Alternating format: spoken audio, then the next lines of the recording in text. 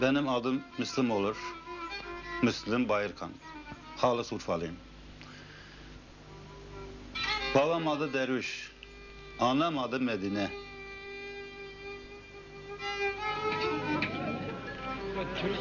Şimdi bana kemalci Urfalı Müslüm Bayırkan derler.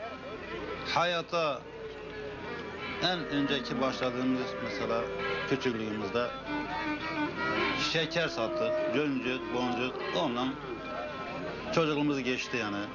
Günü birinde dokumacılık çırağlığını yaptım. Çıraklıktan sonra usta olduk. Bir ara da affedersiniz çobanlık yaptık daha doğrusu. Davar çobanlığı.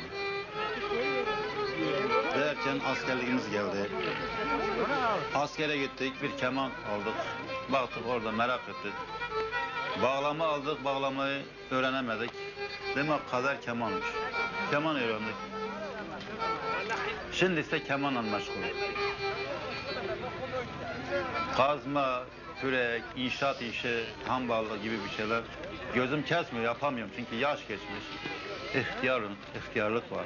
Bazen mayhanelerde, bazı evlere gidip mesela bir arkadaşa bir bank dolduruyorum. Bu kemanla fırat gibi dolaşıyorum işte. Rızkım için yani.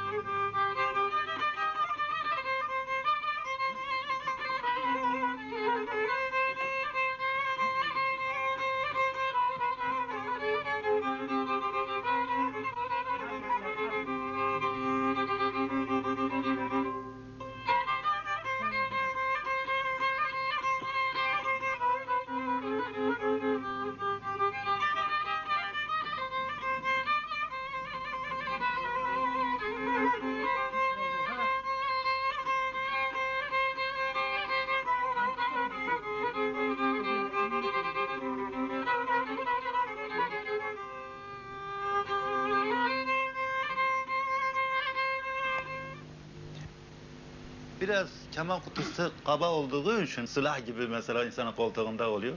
Ben düşündüm şu sepeti kemanı bıraktığım ki ayağımın arasına bırakıp sepeti otobüse binerken düşüp de kırılmaz hiç olmazsa. Ara sıra bir tane ekmek bulundururum yanımda. Belki ağacı oldum. Bir tane iki tane de domates yahut yarım kiloya bir kilo kadar da üzüm bulunduruyorum. Ne yapsın canım ısladığı zaman işte. Öyle günlerim oluyor ki adam beni köye götürüyor, bana keman çaldırıyorlar. Köyün odaları vardır. Öyle günlerim oluyor ki mesela ağanın evine beni götürüyorlar, bana keman çaldırtıyorlar. Oturup adamlar dinliyorlar. Tabii. Hakkımızı veriyorlar o zaman. Oradan ayrıldıktan sonra işte artık nasip. Ya eve dönüyorum veya hatta başka bir eve, başka bir köye gidiyorum. Kahta, Adıyaman, Gölbaşı, Malatya, Elazığ, Adana, buraları. Elimde keman, Fırat gibi dolaşıyorum.